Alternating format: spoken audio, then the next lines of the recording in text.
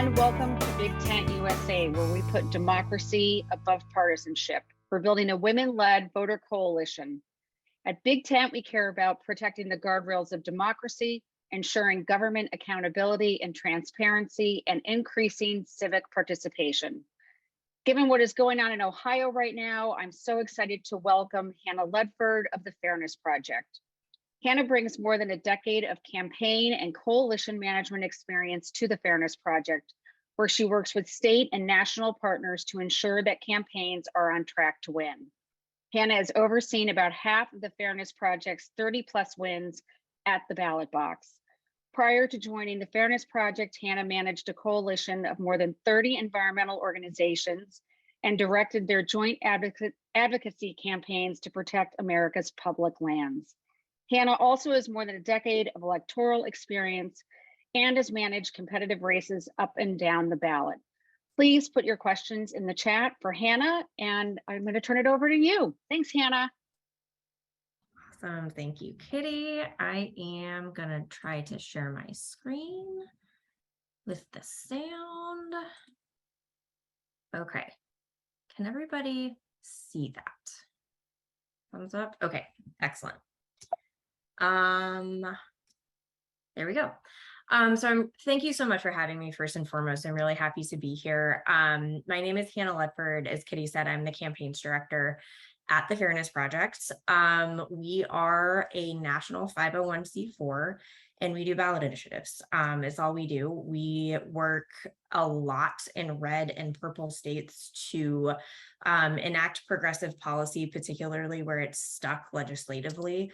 And I'm going to talk about this a lot today, but part of the reason I am here is because as the result of our success and many others' success at the ballot box over the last few cycles, we have seen the tool of direct democracy itself become under attack, particularly in red states. And we are working very closely to beat back efforts to curtail direct democracy where they come up, which brings me specifically to Ohio, which we'll talk through in a minute.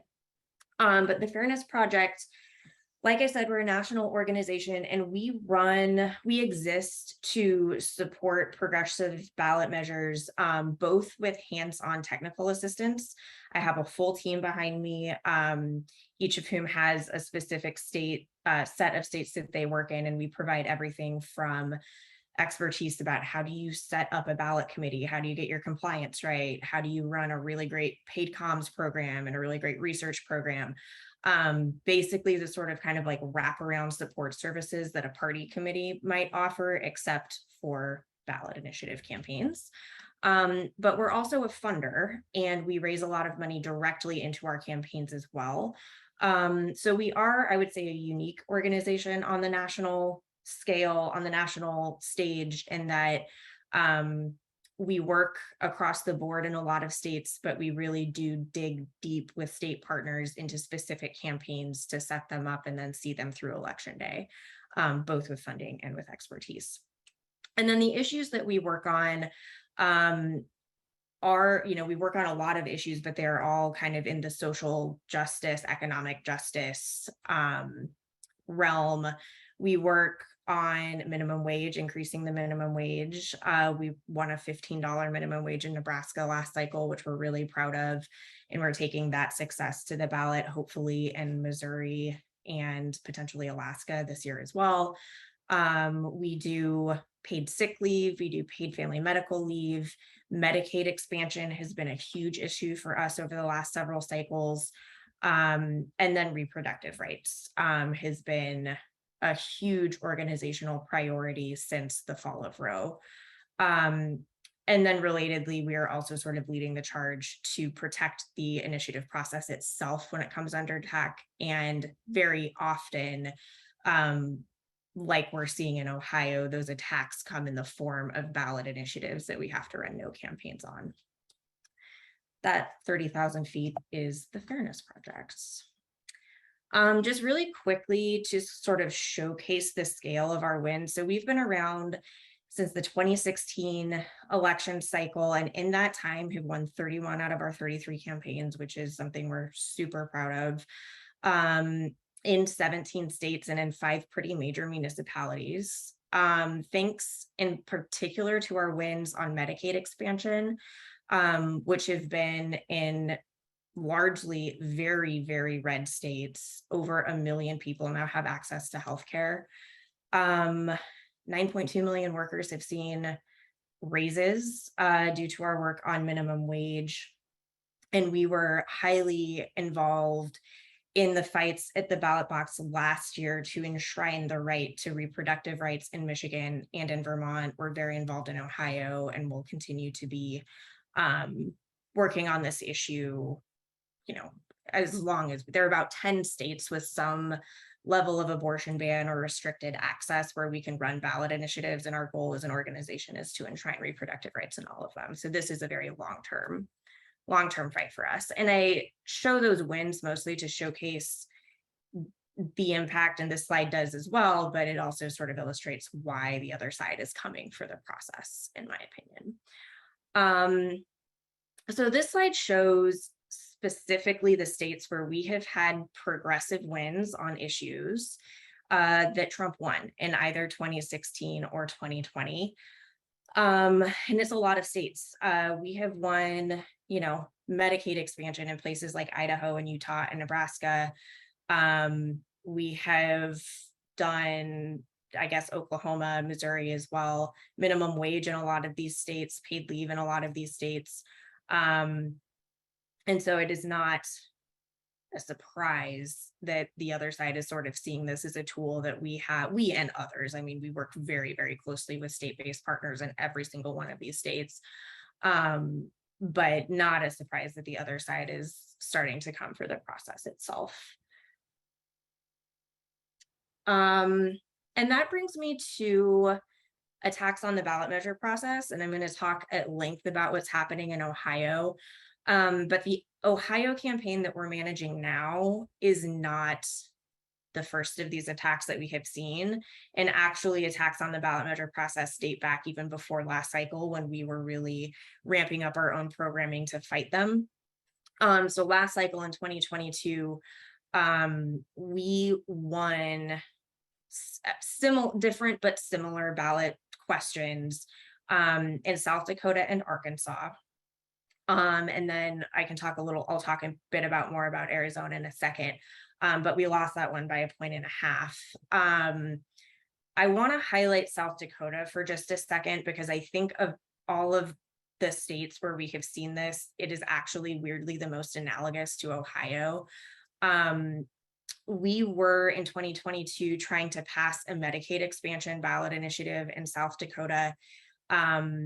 The Republicans in charge of the legislature correctly, assumed that they could not beat Medicaid expansion if it were to go to voters. And so at the last minute in the legislative session of, I think it was like March of 2022, they referred a question to the June primary ballot.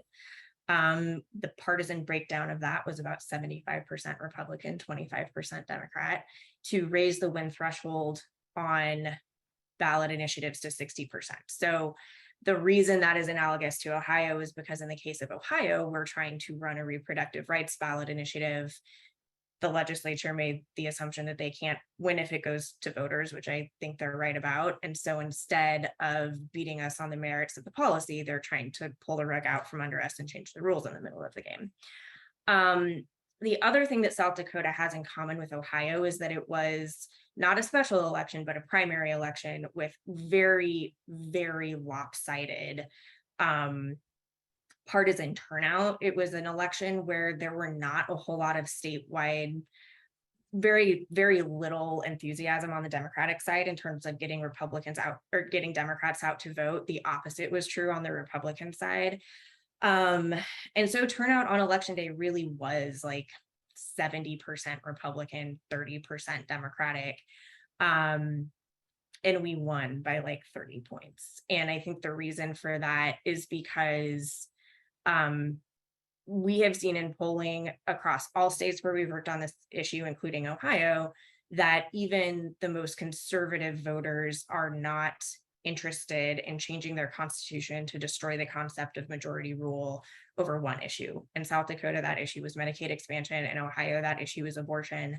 But it is not, it is true, I think, that legislatures have to try to be tricky about what election date we put this on to give themselves the best chance at winning, because the reality is voters are just not with them on the merits of the policy. So fast forward to Ohio, they saw this abortion initiative and others coming. There is potentially a minimum wage initiative that will be voted on in Ohio this next cycle, potentially redistricting, which would be absolutely huge in Ohio next cycle. And late last year, they said, you know what, it's too hard to change the Constitution. So we're going to refer a question to the ballot that would not only raise the threshold for winning all constitutional amendment ballot initiatives to 60%, but require proponents of initiated measures in particular to get signatures from all 88 counties. And it eliminates, if it passes, a period in which proponents are able to go back into the field and get additional signatures. So the upshot is that they make the process a lot harder, and they're obviously doing that on purpose. So we, the Fairness Project, along with, at this point, over 200 state-based organizations, have launched a campaign to beat back this attack. I'll go into that in a second. But, make no mistake, it's on the ballot in August, on August 8th, because they are trying to circumvent, they're trying to change the rules in the middle of the game for the abortion initiative, which we also think will be on the ballot this fall. And then just looking ahead to next cycle, North Dakota already has something referred to the ballot that would make the initiative process much harder.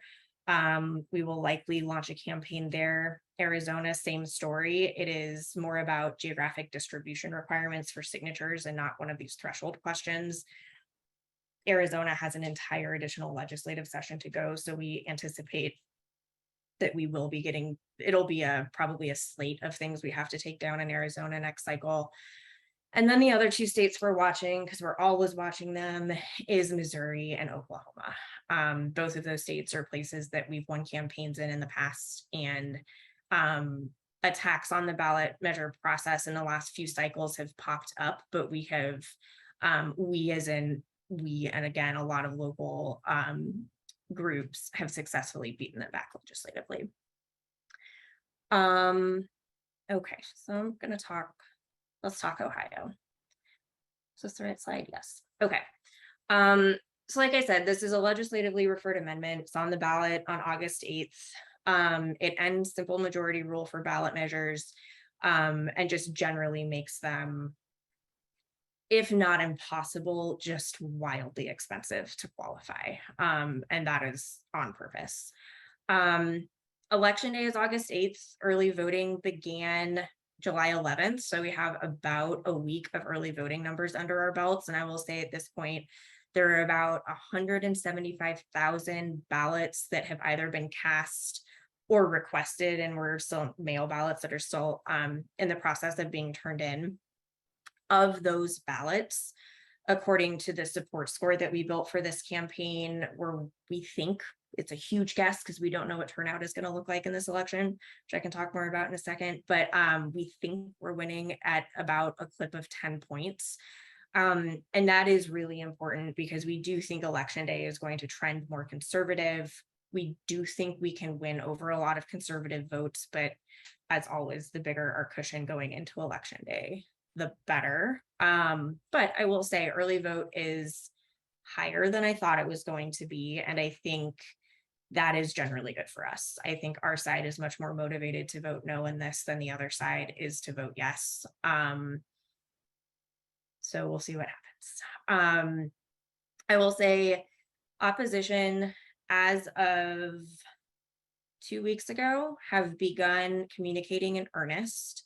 Their funding is running, as if there was any confusion about what this issue is about, their funding is running directly through the Protect Women Ohio ballot PAC, which is the PAC that was formed to oppose the reproductive rights initiative this fall. They have signaled publicly that they'll have at least $3 million to spend on this election.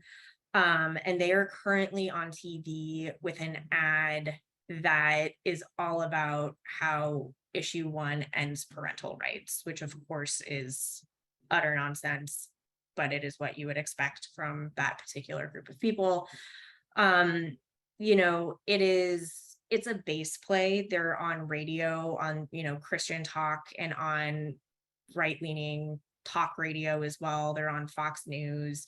They're trying to consolidate their base and turn their base out. And in an election that is this, I mean, it is just unprecedented. We don't know, we have no other election in the past to compare it to. So knowing how volatile turnout is, it is something that we are watching really, really closely and taking very, very seriously, because even though we are outspending them like 4-1 at this point, even our best voters take vacations in August, and we can't take anything for granted.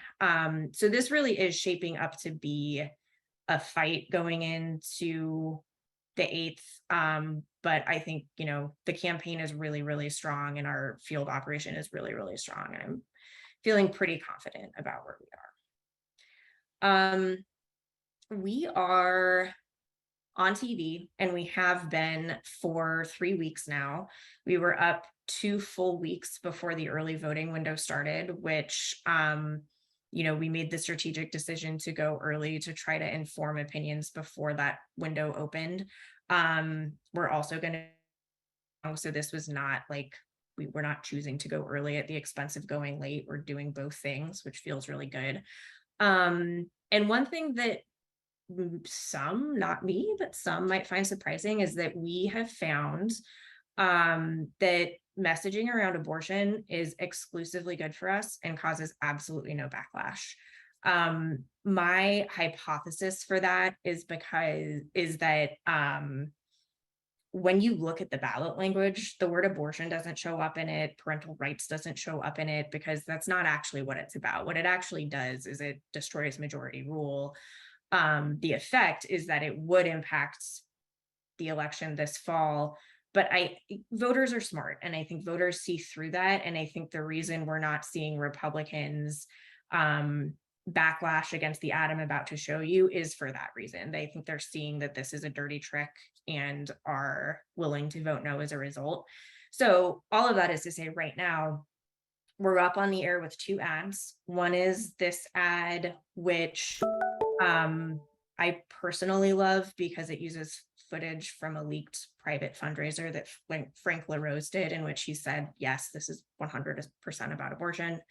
You'll see that. And then we have a second ad that focuses more on kind of our core democracy message, which is that issue 1 attacks the core principle of one person, one vote. It attacks majority rule.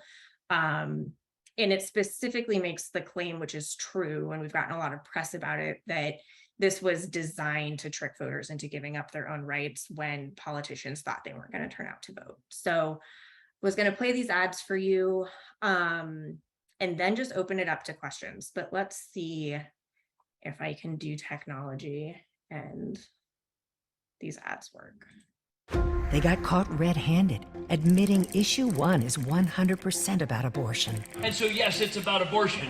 Corrupt politicians and special interests have called a special election this August to rewrite Ohio's constitution to end majority rule. Yes, it's about abortion. They're trying to rig the rules to lock in Ohio's extreme abortion ban and stop efforts to restore our rights. It's about abortion. To protect our rights and our freedom to decide, vote no on issue 1 in August. They got caught red-handed. All right, and then this is the second ad. Special interests spent millions lobbying corrupt politicians to call a special election this August. Why? Because they're trying to sneak something through, hoping you won't vote. There's only one amendment on the ballot. It's called Issue 1, and it rewrites our Constitution to end majority rule. So special interests get what they want, stripping freedom from we the people. Don't be silenced on August 8th. Vote no on issue 1. All right. So yeah, those are our ads. I think that gives you sort of a flavor of what the next few weeks are going to look like in Ohio. The Fairness Project is, for all intents and purposes, managing this campaign alongside a whole bunch of groups on the ground. We have a really talented, staff, comms team, mobilization team that are doing really great work. But it is going to be a dogfight. I would say these two ads are actually, we test every single piece of creative that we put on TV, and that's true for this race and all of the races the Fairness Project does. These are two of the best testing ads I have ever seen since we've been testing things. And again, I think that is a testament to the cross-party appeal of this issue. And we'll see how the next few weeks go. Our mobilization team is really, really working hard at the doors. I know several of you are making calls into Ohio. That is so deeply appreciated. I would say if you have the time and are interested in making calls, it is a really, really great way to engage and really make a difference. It's like I said, we don't know who's going to vote. I could try to make something up, but I think if anybody tells you they know who's going to vote in this election, they're trying to sell you something. It's just completely unprecedented. And that's why anything we can do to raise the general awareness that this election is happening and turn out our base is just critically important. Every conversation we have with a voter about the fact that this election is happening is a good conversation to have, whether they have never voted before in their life or they vote every single election. We need to be talking to as many people as we can. So I'll stop there. I am more than happy to take questions either about the Fairness Project or about the Ohio campaign in particular. But I will stop talking and turn it back over to Kitty, who's going to moderate it for me. Thanks so much, Hannah. That was very interesting and very disturbing on so many levels. But since you ended with Ohio, why don't we stay in Ohio for a little bit, and then we can pull back and talk about some of the other campaigns that the Fairness Project has worked on and what you're thinking of for 2024. So yes, please feel free to put more questions in the chat. So it sounds like part of the key to fighting this, instead of putting a positive ballot initiative forward, we're fighting a bad one. And it sounds like working with partners on the ground is really key. You have to have boots on the ground. So I'd love to hear a little bit more about that. And can you also sort of talk about the language that is used in the ballot initiative and what you guys have to do to sort of counter this tricky language, this idea of tricking voters, which seems to be part and parcel of anti-ballot initiative work. We heard it in Kansas, obviously. I know you guys didn't do that, but would love to hear more about that. Yeah, I'll take the second part of the question first, actually, because that's the best, just good news. So we thought Frank LaRose himself, Secretary of State of Ohio, gets to write the ballot title that voters see when they go vote. And then there's a supposedly nonpartisan ballot board that drafts the summary that shows up underneath it. And Frank LaRose wrote a ballot title that says, you'd think I have it memorized by now, but I don't. Something to the effect of Issue 1 elevates the standards to pass ballot initiatives in Ohio. And our initial assumption was that, that is trickery. It is also misleading, and voters are that is a good title for them. And we're going to have a lot of work to do to kind of make up for how misleading that is. We did a tracking poll a few weeks ago, and that was the first poll that we did with the actual ballot language itself. And it showed that voters are seeing white right through it, which was a huge, huge relief to me. We think that if voters hear and see nothing else, and the first thing they look at is the ballot initiative, just on that cold read that we're winning by about 10 points.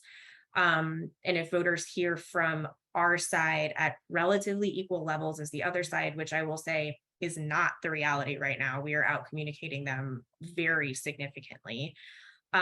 We're still winning at the end by a really nice margin.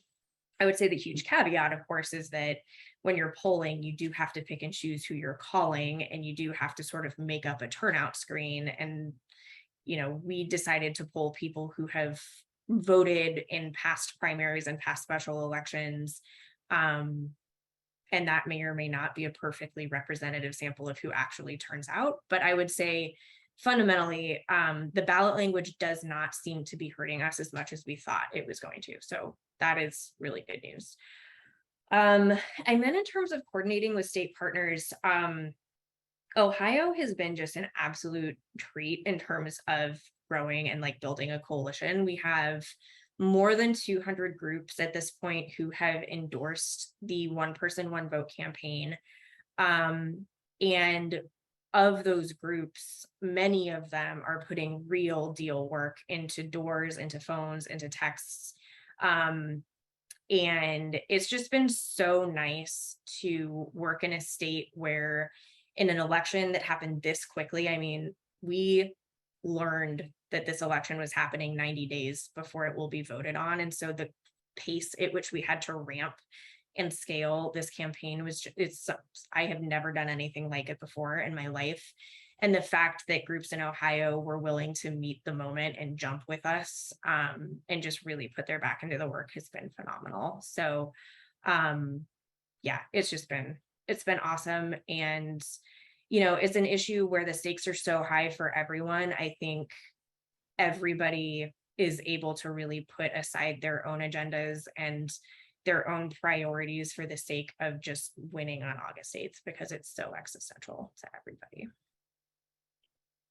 Bill Sussman added in that, issue one wouldn't just make it harder to for citizens to engage in direct democracy, but it would also really limit the possibility of a nonpartisan redistricting commission map in Ohio.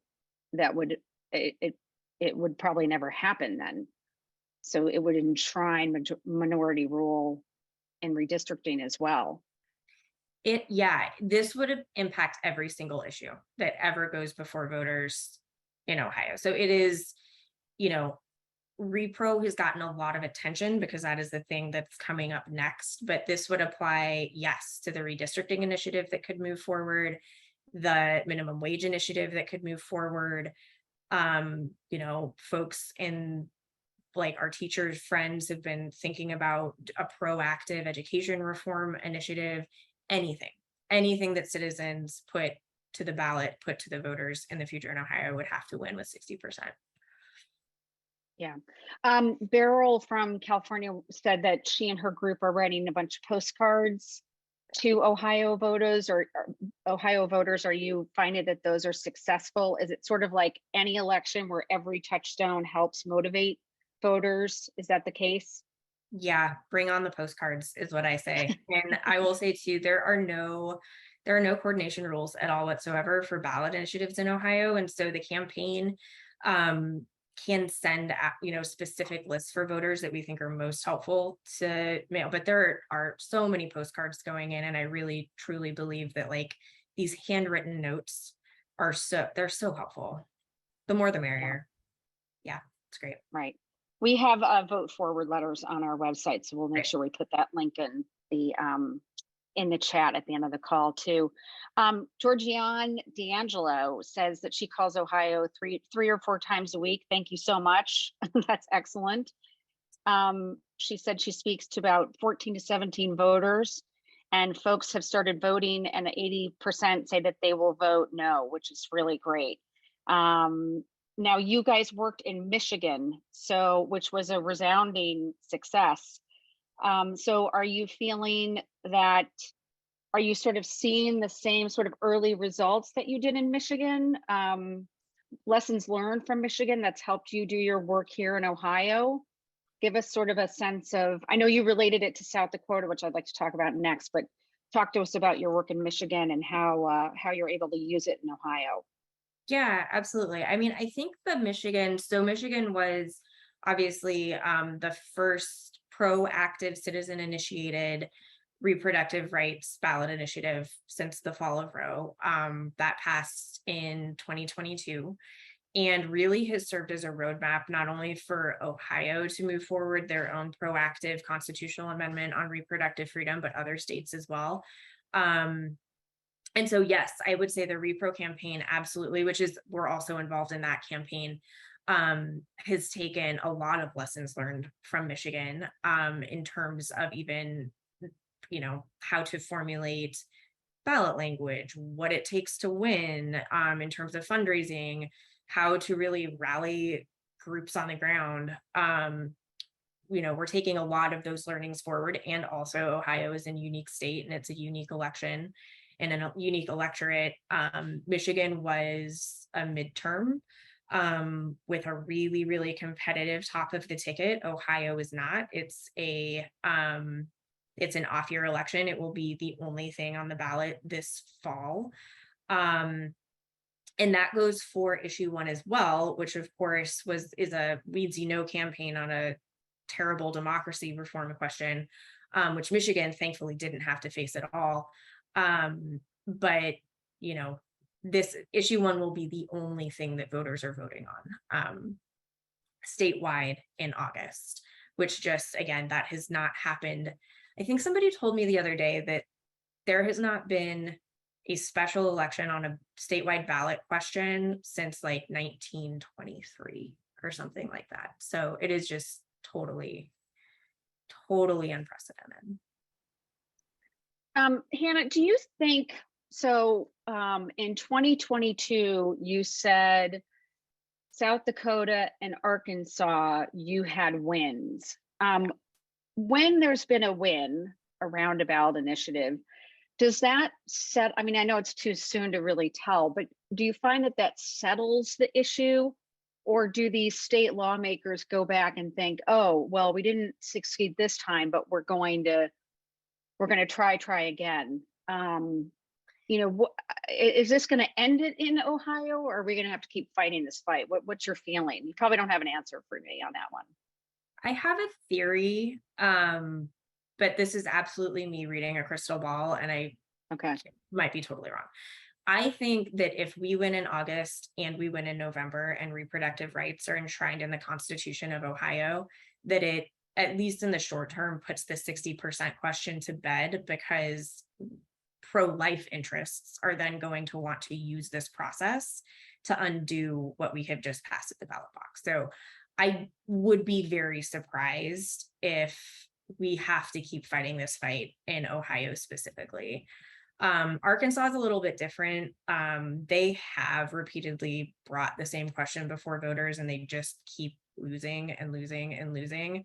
South Dakota's not. South Dakota has not brought back these same attacks. So I do think it's really state specific, and unfortunately, specific to what issues are percolating in terms of like what questions are going to be before voters. I think if we went back to South Dakota and tried to run a reproductive rights amendment, they have one on the ballot, actually, most likely will be on the ballot for 2024. So we'll see what happens with that. But I wouldn't be surprised if they put it on the ballot again in South Dakota, but it's really, I think, state specific and issue specific. And knock on wood, we put it to bed in Ohio. Yeah. I just did. Is the media covering this initiative in Ohio? Are you guys getting good press? Yeah, it's been wild. We actually saw in our last tracking poll a 15-point increase in people who have said they've seen, read, or heard a lot about this initiative.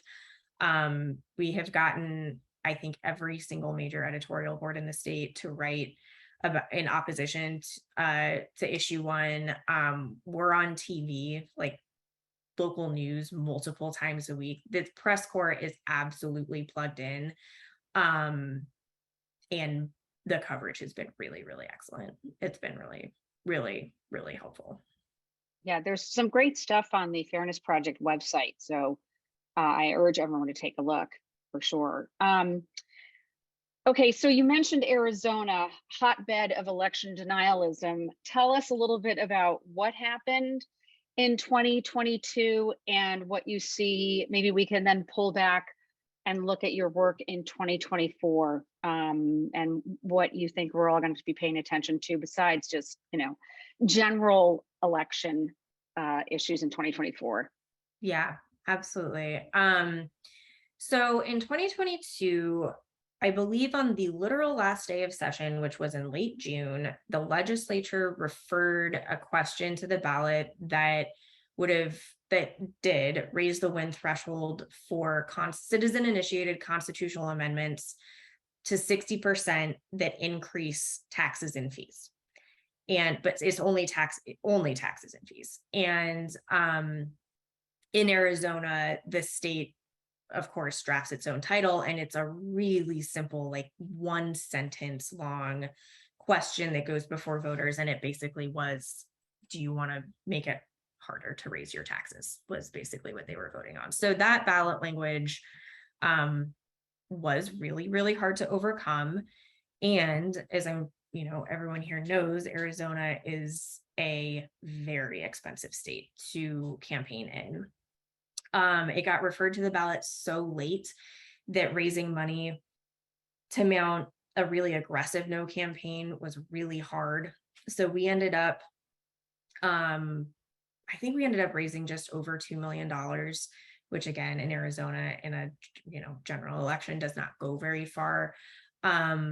We were able, according to our polling, so assuming our polling was right, but according to our polling, we swung the vote with that $2 million about 19 points in our direction. And we ended up losing by 1.5 points.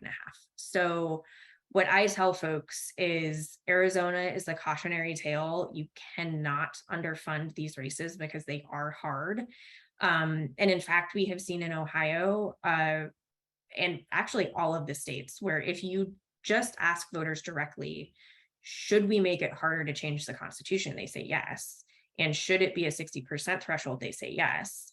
But when you explain to them that what that really means is 40% of voters get to block, all decisions for the minority, they immediately are like, well, that's a terrible idea. But you have to have the resources to explain that. And absent those resources, these fights become really, really close. And that is exactly what happened in Arizona. So we lost that one. Moving forward, anybody trying to run an initiative that raise taxes or fees will have to pass it with 60%. Yeah, I can see why that would be really hard to overcome for sure. Okay, we're going to get into 2024. I know Bill Sussman has asked a question about, he's heard that in Florida, there's some groups getting together to lead a ballot initiative to restore reproductive rights. Will you guys be getting involved in that? So we're watching that one really closely. Obviously, the impact of Florida would be immense. The sheer number of people of reproductive age in that state who have recently lost access to care due to their ban is immense. I think from our perspective, it got started a tiny bit late. So we're hoping to get some updates from that campaign soon about how signature gathering is going, but we're watching it closely and really rooting for them. And if they get the signatures, we'll be in. Yeah, absolutely. So get that thing over the finish line, because that would just be huge. Yeah, the women of Florida are really suffering for sure. Yeah. And then Susan Lehman wants to know, well, first of all, do you feel like what's going on with the Fairness Project and just ballot initiatives in general protecting reproductive rights or protecting the right to vote or, Medicaid expansion, do you feel like this is sort of a way to build a pro-democracy coalition, and are voters understanding what direct democracy means? Does that really ring a bell with voters? So only about half of the states in the United States allow for direct democracy. And I think depending on where you live, yes, you are familiar with it, whether you call it direct democracy or you call it ballot initiatives or ballot measures. I think depending on where you live, voters are familiar with the process of voting directly for policy change. I will say the fact that it's not everywhere has been something that the Fairness Project has really, we constantly are educating people who are really involved even in, candidate politics across the country, may not be familiar with the ballot measure process because they come from like New York or Georgia. Like most of the South does not have, unfortunately, a process for this. And so we do spend a lot of time doing sort of that base education. And I do think it's really important. But I think the longer we're at it, like, yes, this is a great way to build a pro-democracy coalition. We've done it in a lot of states, particularly around this defensive stuff, but I'm really hoping, in Ohio, for example, that the groups on the ground are able to carry the momentum from this August 8th election through November and all the way through 24. I mean, they have a huge Senate race up. They have hopefully this huge redistricting campaign up. And my hope is that the coalition can really stay together to fight this fight moving forward. Before we move into 2024, I just one other Ohio question from Andrea Dickinson. Have business leaders in Ohio weighed in on no vote no? Yeah, they have. And I don't know if you Google like Ohio business leaders issue 1, my hope would be that a bunch of press coverage comes up. We organized a letter of about 25 really notable Ohio-based CEOs to all come out in opposition to this. And it included, like the former CEO of Nationwide Insurance, an ice cream store, like some really, really well-known folks. And they have been wonderful about doing earned media. They're continuing to do earned media. The chamber did come out in support. And so this business letter was sort of our answer to that, to say like, listen, chamber, sure, you're doing your thing, but all of your members disagree with you. So, and I actually do think that that has caused a bit of a rift and has hopefully damaged their fundraising a little bit. Yeah, of course they did. Okay, so Hannah, take us into 2024. What will you be working on and what should we be looking for? Yes, so keep your eye out for reproductive rights ballot initiatives, kind of hopefully dotting the country. We are, there are about 10 states that have some sort of restriction on abortion access where we can run ballot initiatives. Not all of them are going to go in 2024. I think the actual number will probably be around 2 or 3. But I'm confident we will have a handful of those. We're hoping to do minimum wage initiatives. One has already launched. It's in Missouri. That would be a $15 minimum wage, and it also tacks on guaranteed paid sick leave to workers. So we're very excited about that policy, and we've got volunteers out collecting signatures for it already. A coalition in Nebraska is looking at a paid leave policy as well. So it's going to be a really busy cycle for the Fairness Project. I think our economic portfolio is going to be really well represented, mostly in the minimum wage paid leave buckets. And I think the states where we run that will be, states actually where we've worked a lot before. The one new one potentially being Alaska, which we're very excited about. And then in terms of direct democracy defense, we will, unfortunately, I'm sure, have a handful of those that we have to fight back against as well. Missouri and Oklahoma are 2 states that we're always watching very closely. North Dakota, for sure, will have a campaign there. And then we're watching Arizona and Arkansas as well. So I think we're going to have, in 2024, I'm anticipating somewhere between 10 and 14 statewide ballot initiatives that the Fairness Project funds and provides wraparound support for. Wow, you're going to be busy, Hannah. I hope you get a little vacation after August 8th. Yeah, that is the plan. Yeah, good. Okay. Well, listen, I know you have a lot to do. It's a very busy time. Democracy is not taking a vacation, and nor are you. And we really appreciate your work and the work of the Fairness Project. I encourage everyone to go to the Fairness Project website. We have letter writing and phone banking to Ohio voters, so please take a look at that on our website. We are taking a bit of a break in August, but we will be putting out our newsletters. We're on social media, so please follow us. And let's support the Fairness Project and the fight for Ohioans to have a say in their constitution, their democracy. And Hannah, really appreciate your time and your work. Thank you so much. And thank you everyone for coming to Big Tent today.